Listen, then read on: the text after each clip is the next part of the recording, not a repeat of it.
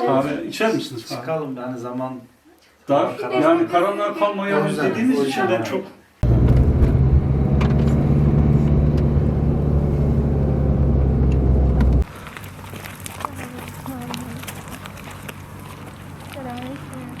Selamünaleyküm.